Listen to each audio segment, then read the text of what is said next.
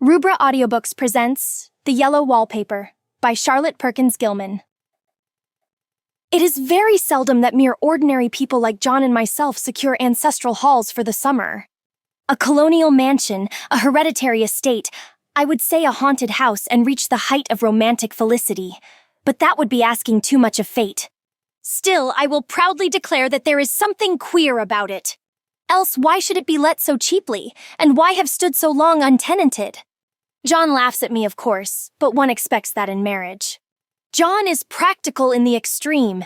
He has no patience with faith, an intense horror of superstition, and he scoffs openly at any talk of things not to be felt and seen and put down in figures. John is a physician, and perhaps, I would not say it to a living soul, of course, but this is dead paper and a great relief to my mind. Perhaps that is one reason I do not get well faster. You see, he does not believe I am sick. And what can one do? If a physician of high standing and one's own husband assures friends and relatives that there is really nothing the matter with one but temporary nervous depression, a slight hysterical tendency, what is one to do? My brother is also a physician and also of high standing, and he says the same thing. So I take phosphates or phosphites, whichever it is, and tonics and journeys and air and exercise, and am absolutely forbidden to work until I am well again. Personally, I disagree with their ideas. Personally, I believe that congenial work with excitement and change would do me good. But what is one to do? I did write for a while in spite of them, but it does exhaust me a good deal, having to be so sly about it or else meet with heavy opposition. I sometimes fancy that in my condition if I had less opposition and more society and stimulus, but John says the very worst thing I can do is to think about my condition, and I confess it always makes me feel bad. So I will let it alone and talk about the house. The most beautiful place. It is quite alone, standing well back from the road, quite 3 miles from the village. It makes me think of English places that you read about, for there are hedges and walls and gates that lock, and lots of separate little houses for the gardeners and people. There is a delicious garden. I never saw such a garden, large and shady, full of box-bordered paths, and lined with long grape-covered arbors with seats under them. There were greenhouses too, but they are all broken now. There was some legal trouble, I believe, something about the heirs and co-heirs. Anyhow, the place has been empty for years. That spoils my ghostliness, I am afraid. But I don't care. There is something strange about the house. I can feel it. I even said so to John one moonlight evening, but he said what I felt was a draft and shut the window. I get unreasonably angry with John sometimes. I'm sure I never used to be so sensitive. I think it is due to this nervous condition. But John says if I feel so, I shall neglect proper self-control, so I take pains to control myself, before him at least, and that makes me very tired. I don't like our room a bit.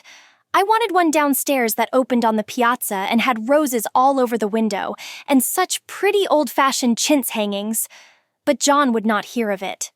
He said there was only one window and not room for 2 beds, and no near room for him if he took another. He is very careful and loving and hardly lets me stir without special direction. I have a schedule prescription for each hour in the day. He takes all care from me, and so I feel basely ungrateful not to value it more. He said we came here solely on my account, that I was to have perfect rest and all the air I could get. Your exercise depends on your strength, my dear, said he. And your food somewhat on your appetite, but air you can absorb all the time.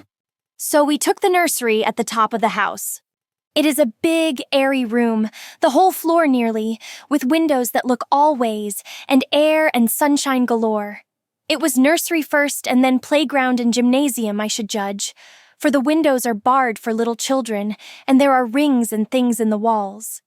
The paint and paper look as if a boys' school had used it.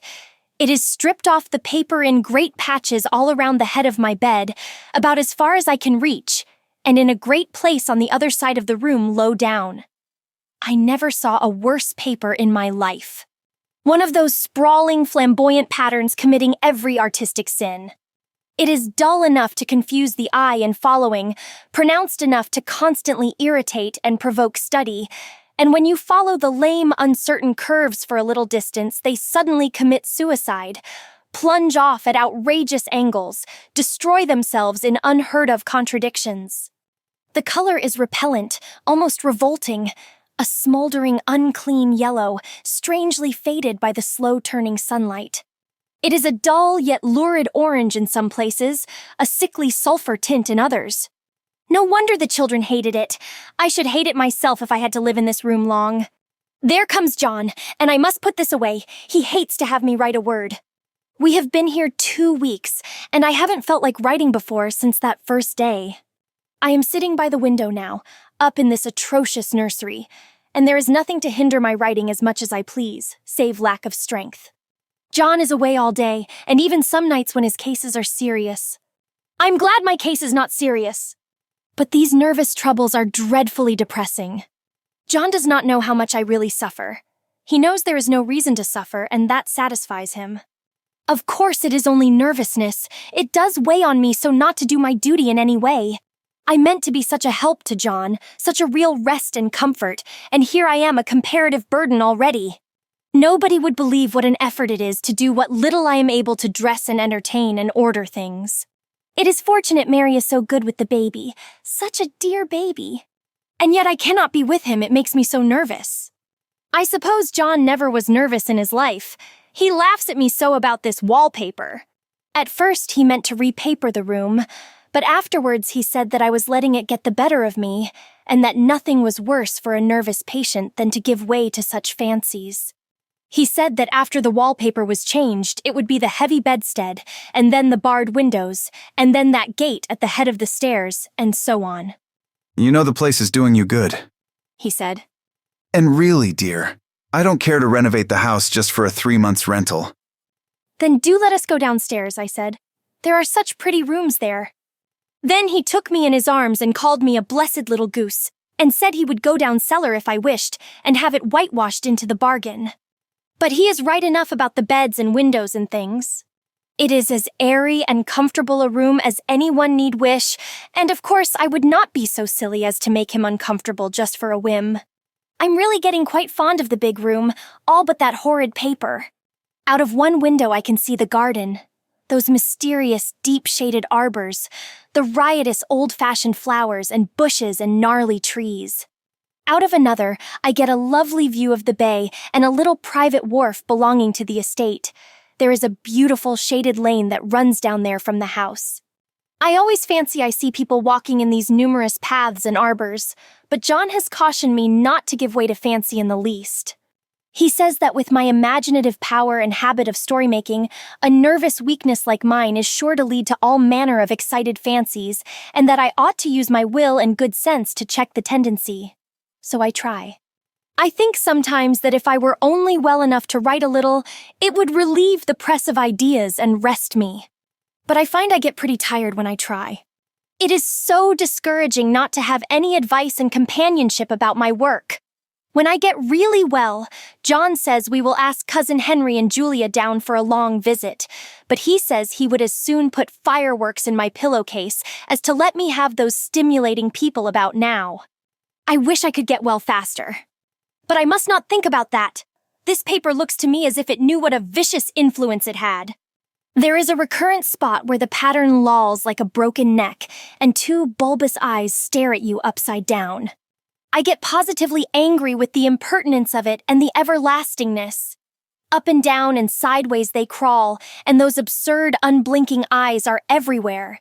There is one place where 2 breadths didn't match, and the eyes go all up and down the line, one a little higher than the other.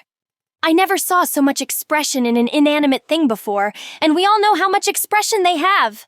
I used to lie awake as a child and get more entertainment and terror out of blank walls and plain furniture than most children could find in a toy store. I remember what a kindly wink the knobs of our big old bureau used to have, and there was one chair that always seemed like a strong friend. I used to feel that if any of the other things looked too fierce, I could always hop into that chair and be safe. The furniture in this room is no worse than inharmonious, however, for we had to bring it all from downstairs.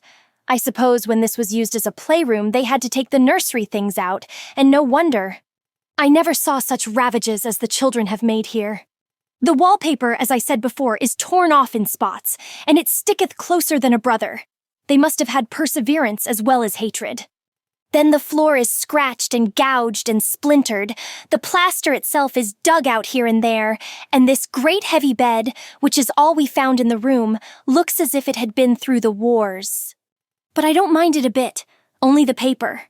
There comes John's sister, such a dear girl as she is and so careful of me. I must not let her find me writing. She is a perfect and enthusiastic housekeeper and hopes for no better profession. I verily believe she thinks it is the writing which made me sick.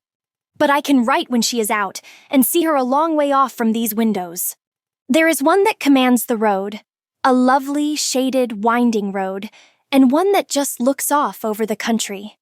A lovely country, too, full of great elms and velvet meadows. This wallpaper has a kind of sub-pattern in a different shade, a particularly irritating one, for you can only see it in certain lights and not clearly then. But in the places where it isn't faded and where the sun is just so, I can see a strange, provoking, formless sort of figure that seems to sulk about behind that silly and conspicuous front design. There's Sister on the stairs! Well, the 4th of July is over, the people are gone, and I am tired out. John thought it might do me good to see a little company, so we just had Mother and Nellie and the children down for a week. Of course I didn't do a thing. Jenny sees to everything now. But it tired me all the same. John says if I don't pick up faster, he shall send me to Weir Mitchell in the fall. But I don't want to go there at all. I had a friend who was in his hands once, and she says he is just like John and my brother, only more so. Besides, it is such an undertaking to go so far. I don't feel as if it was worthwhile to turn my hand over for anything, and I'm getting dreadfully fretful and querulous. I cry at nothing and cry most of the time. Of course I don't when John is here or anybody else, but when I am alone. And I am alone a good deal just now. John is kept in town very often by serious cases, and Jenny is good, and lets me alone when I want her to. So I walk a little in the garden or down that lovely lane, sit on the porch under the roses, and lie down up here a good deal. I'm getting really fond of the room in spite of the wallpaper, perhaps because of the wallpaper. It dwells in my mind so. I lie here on this great immovable bed, it is nailed down, I believe, and follow that pattern about by the hour. It is as good as gymnastics, I assure you. I start, we'll say, at the bottom, down in the corner over there where it has not been touched, and I determine for the 1000th time that I will follow that pointless pattern to some sort of a conclusion. I know a little of the principle of design, and I know this thing was not arranged on any laws of radiation, or alternation, or repetition, or symmetry, or anything else that I ever heard of. It is repeated, of course, by the breadths, but not otherwise. Looked at in one way, each breadth stands alone, the bloated curves and flourishes. A kind of debased Romanesque with delirium tremens go waddling up and down in isolated columns of fatuity. But, on the other hand, they connect diagonally, and the sprawling outlines run off in great slanting waves of optic horror, like a lot of wallowing seaweeds in full chase. The whole thing goes horizontally, too, at least it seems so, and I exhaust myself in trying to distinguish the order of its going in that direction. They have used a horizontal breadth for a frieze, and that adds wonderfully to the confusion. There is one end of the room where it is almost intact, and there, when the cross-lights fade and the low sun shines directly upon it, I can almost fancy radiation after all. The interminable grotesques seem to form around a common center and rush off in headlong plunges of equal distraction. It makes me tired to follow it. I will take a nap, I guess. I don't know why I should write this. I don't want to. I don't feel able. And I know John would think it absurd, but I must say what I feel and think in some way. It is such a relief. But the effort is getting to be greater than the relief. Half the time now I am awfully lazy and lie down ever so much. John says I mustn't lose my strength and has me take cod liver oil and lots of tonics and things, to say nothing of ale and wine and rare meat. Dear John, he loves me very dearly and hates to have me sick. I tried to have a real, earnest, reasonable talk with him the other day and tell him how I wish he would let me go and make a visit to Cousin Henry and Julia. But he said I wasn't able to go, nor able to stand it after I got there, and I did not make out a very good case for myself, for I was crying before I had finished. It is getting to be a great effort for me to think straight. Just this nervous weakness, I suppose.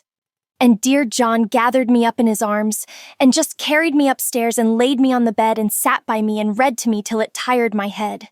He said I was his darling and his comfort and all he had, and that I must take care of myself for his sake and keep well. He says no one but myself can help me out of it, that I must use my will and self-control and not let any silly fancies run away with me. There's one comfort: the baby is well and happy and does not have to occupy this nursery with the horrid wallpaper. If we had not used it, that blessed child would have. What a fortunate escape! Why, I wouldn't have a child of mine, an impressionable little thing, live in such a room for worlds. I never thought of it before, but it is lucky that John kept me here after all. I can stand it so much easier than a baby, you see. Of course I never mention it to them anymore. I am too wise, but I keep watch of it all the same. There are things in that paper that nobody knows but me, or ever will. Behind that outside pattern, the dim shapes get clearer every day. It is always the same shape, only very numerous. And it is like a woman stooping down and creeping about behind that pattern. I don't like it a bit. I wonder. I begin to think. I wish John would take me away from here. It is so hard to talk with John about my case, because he is so wise and because he loves me so. But I tried it last night. It was moonlight. The moon shines in all around, just as the sun does. I hate to see it sometimes. It creeps so slowly and always comes in by one window or another. John was asleep, and I hated to waken him, so I kept still and watched the moonlight on that undulating wallpaper till I felt creepy. The faint figure behind seemed to shake the pattern, just as if she wanted to get out.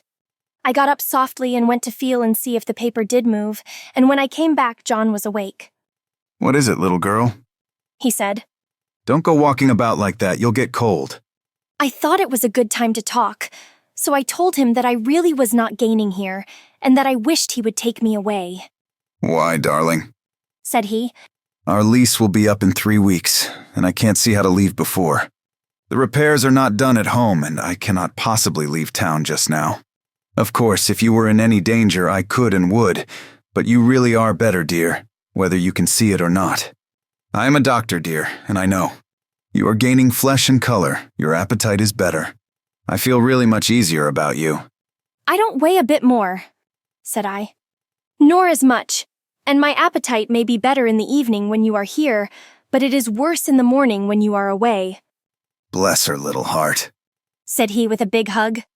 She shall be as sick as she pleases. But now let's improve the shining hours by going to sleep, and talk about it in the morning. And you won't go away? I asked gloomily. Why, how can I, dear? It is only 3 weeks more, and then we will take a nice little trip of a few days while Jenny is getting the house ready. Really, dear, you are better. Better in body, perhaps. I began, and stopped short, for he sat up straight and looked at me with such a stern, reproachful look that I could not say another word. My darling, said he. I beg of you, for my sake and for our child's sake, as well as for your own, that you will never for one instant let that idea enter your mind. There is nothing so dangerous, so fascinating to a temperament like yours. It is a false and foolish fancy. Can you not trust me as a physician when I tell you so? So of course I said no more on that score, and we went to sleep before long. He thought I was asleep first, but I wasn't. I lay there for hours trying to decide whether that front pattern and the back pattern really did move together or separately. On a pattern like this, by daylight, there is a lack of sequence, a defiance of law. That is a constant irritant to a normal mind. The color is hideous enough, and unreliable enough, and infuriating enough, but the pattern is torturing. You think you have mastered it, but just as you get well underway in following, it turns a back somersault and there you are. It slaps you in the face, knocks you down, and tramples upon you. It is like a bad dream. The outside pattern is a florid arabesque, reminding one of a fungus. If you can imagine a toadstool in joints, an interminable string of toadstools, budding and sprouting in endless convolutions, why, that is something like it. That is, sometimes. There is one marked peculiarity about this paper, a thing nobody seems to notice but myself, and that is that it changes as the light changes. When the sun shoots in through the east window, I always watch for that first long straight ray. It changes so quickly that I never can quite believe it. That is why I watch it always. By moonlight. The moon shines in all night when there is a moon. I wouldn't know it was the same paper. At night in any kind of light. In twilight. Candlelight. Lamplight. And worst of all, by moonlight. It becomes bars. The outside pattern, I mean. And the woman behind it is as plain as can be. I didn't realize for a long time what the thing was that showed behind, that dim sub-pattern. But now I am quite sure it is a woman. By daylight she is subdued, quiet. I fancy it is the pattern that keeps her so still. It is so puzzling. It keeps me quiet by the hour. I lie down ever so much now. John says it is good for me, and to sleep all I can. Indeed, he started the habit by making me lie down for an hour after each meal. It is a very bad habit, I am convinced, for you see, I don't sleep. And that cultivates deceit, for I don't tell them I'm awake. Oh, no! The fact is, I am getting a little afraid of John. He seems very queer sometimes, and even Jenny has an inexplicable look. It strikes me occasionally, just as a scientific hypothesis, that perhaps it is the paper. I have watched John when he did not know I was looking, and come into the room suddenly on the most innocent excuses. And I've caught him several times looking at the paper. And Jenny, too. I caught Jenny with her hand on it once. She didn't know I was in the room, and when I asked her in a very quiet voice, with the most restrained manner possible, what she was doing with the paper, she turned around as if she had been caught stealing, and looked quite angry, asked me why I should frighten her so. Then she said that the paper stained everything it touched, that she had found yellow smooches on all my clothes and John's, and she wished we would be more careful. Did not that sound innocent? But I know she was studying that pattern, and I am determined that nobody shall find it out but myself. Life is very much more exciting now than it used to be. You see, I have something more to expect, to look forward to watch. I really do eat better, and am more quiet than I was. John is so pleased to see me improve. He laughed a little the other day, and said I seemed to be flourishing in spite of my wallpaper. I turned it off with a laugh. I had no intention of telling him it was because of the wallpaper. He would make fun of me. He might even want to take me away. I don't want to leave now until I have found it out. There is a week more, and I think that will be enough. I'm feeling ever so much better. I don't sleep much at night, for it is so interesting to watch developments, but I sleep a good deal in the daytime. In the daytime, it is tiresome and perplexing. There are always new shoots on the fungus, and new shades of yellow all over it. I cannot keep count of them, though I have tried conscientiously. It is the strangest yellow, that wallpaper. It makes me think of all the yellow things I ever saw, not beautiful ones like buttercups, but old foul, bad yellow things.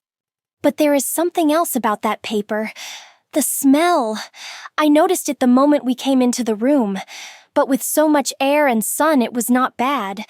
Now we have had a week of fog and rain, and whether the windows are open or not, the smell is here.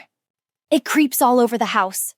I find it hovering in the dining room, skulking in the parlor, hiding in the hall, lying in wait for me on the stairs. It gets into my hair. Even when I go to ride, if I turn my head suddenly and surprise it, there is that smell. Such a peculiar odor, too.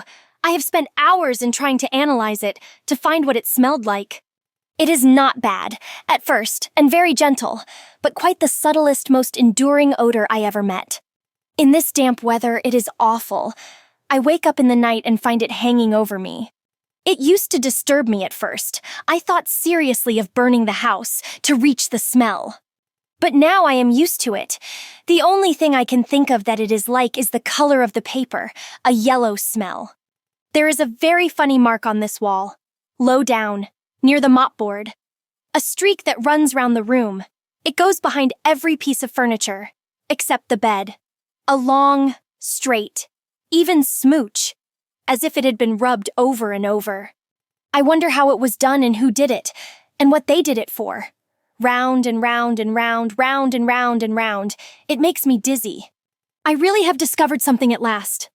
Through watching so much at night, when it changes so, I have finally found out. The front pattern does move, and no wonder, the woman behind shakes it. Sometimes I think there are a great many women behind, and sometimes only one, and she crawls around fast, and her crawling shakes it all over. Then, in the very bright spots she keeps still, and in the very shady spots she just takes hold of the bars and shakes them hard. And she is all the time trying to climb through, but nobody could climb through that pattern. It strangles so. I think that is why it has so many heads. They get through, and then the pattern strangles them off and turns them upside down, and makes their eyes white. If those heads were covered or taken off, it would not be half so bad. I think that woman gets out in the daytime. And I'll tell you why, privately. I've seen her. I can see her out of every one of my windows. It is the same woman, I know, for she is always creeping, and most women do not creep by daylight. I see her on that long shaded lane, creeping up and down. I see her in those dark grape arbors, creeping all around the garden. I see her on that long road under the trees, creeping along, and when a carriage comes, she hides under the blackberry vines. I don't blame her a bit. It must be very humiliating to be caught creeping by daylight. I always lock the door when I creep by daylight. I can't do it at night, for I know John would suspect something at once. And John is so queer now that I don't want to irritate him. I wish he would take another room. Besides, I don't want anybody to get that woman out at night but myself. I often wonder if I could see her out of all the windows at once. But turn as fast as I can. I can only see out of one at one time. And though I always see her, she may be able to creep faster than I can turn. I have watched her sometimes away off in the open country, creeping as fast as a cloud shadow in a high wind. If only that top pattern could be gotten off from the under one. I mean to try it, little by little. I have found out another funny thing, but I shan't tell it this time. It does not do to trust people too much. There are only 2 more days to get this paper off, and I believe John is beginning to notice. I don't like the look in his eyes. And I heard him ask Jenny a lot of professional questions about me. She had a very good report to give. She said I slept a good deal in the daytime. John knows I don't sleep very well at night, for all I'm so quiet. He asked me all sorts of questions, too, and pretended to be very loving and kind. As if I couldn't see through him. Still, I don't wonder he acts so, sleeping under this paper for 3 months. It only interests me, but I feel sure John and Jenny are secretly affected by it. Hurrah! This is the last day. But it is enough. John is to stay in town overnight, and won't be out until this evening. Jenny wanted to sleep with me, the sly thing, but I told her I should undoubtedly rest better for a night all alone. That was clever, for really I wasn't alone a bit, as soon as it was moonlight, and that poor thing began to crawl and shake the pattern. I got up and ran to help her. I pulled and she shook. I shook and she pulled, and before morning we had peeled off yards of that paper. A strip about as high as my head and half around the room. And then when the sun came and that awful pattern began to laugh at me, I declared I would finish it today. We go away tomorrow, and they are moving all my furniture down again to leave things as they were before. Jenny looked at the wall in amazement, but I told her merrily that I did it out of pure spite at the vicious thing. She laughed and said she wouldn't mind doing it herself, but I must not get tired. How she betrayed herself that time. But I am here, and no person touches this paper but me, not alive. She tried to get me out of the room. It was too patent. But I said it was so quiet and empty and clean now that I believed I would lie down again and sleep all I could, and not to wake me even for dinner. I would call when I woke. So now she is gone, and the servants are gone, and the things are gone. And there is nothing left but that great bedstead nailed down, with the canvas mattress we found on it. We shall sleep downstairs tonight, and take the boat home tomorrow. I quite enjoy the room. Now it is bare again. How those children did tear about here! This bedstead is fairly gnawed. But I must get to work. I have locked the door and thrown the key down into the front path. I don't want to go out, and I don't want to have anybody come in, till John comes. I want to astonish him. I've got a rope up here that even Jenny did not find. If that woman does get out and tries to get away, I can tie her. But I forgot I could not reach far without anything to stand on. This bed will not move. I tried to lift and push it until I was lame, and then I got so angry I bit off a little piece at one corner, but it hurt my teeth. Then I peeled off all the paper I could reach standing on the floor. It sticks horribly and the pattern just enjoys it. All those strangled heads and bulbous eyes and waddling fungus growths just shriek with derision. I am getting angry enough to do something desperate. To jump out of the window would be admirable exercise, but the bars are too strong even to try. Besides, I wouldn't do it. Of course not. I know well enough that a step like that is improper and might be misconstrued. I don't like to look out of the windows even. There are so many of those creeping women, and they creep so fast. I wonder if they all come out of that wallpaper as I did.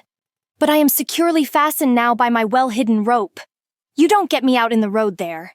I suppose I shall have to get back behind the pattern when it comes night. And that is hard. It is so pleasant to be out in this great room and creep around as I please. I don't want to go outside. I won't, even if Jenny asks me to. For outside you have to creep on the ground, and everything is green instead of yellow. But here I can creep smoothly on the floor, and my shoulder just fits in that long smooch around the wall, so I cannot lose my way. Why, there's John at the door. It is no use, young man, you can't open it. How he does call and pound.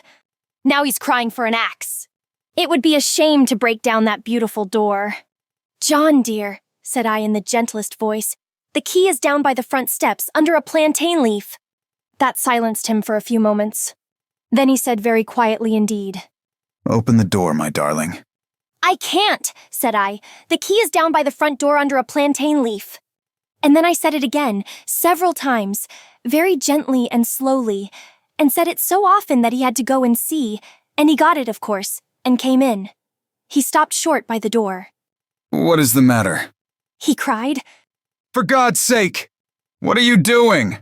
I kept on creeping just the same, but I looked at him over my shoulder. I've got out at last, said I, in spite of you and Jane, and I've pulled off most of the paper so you can't put me back. Now why should that man have fainted? But he did, and right across my path by the wall, so that I had to creep over him every time.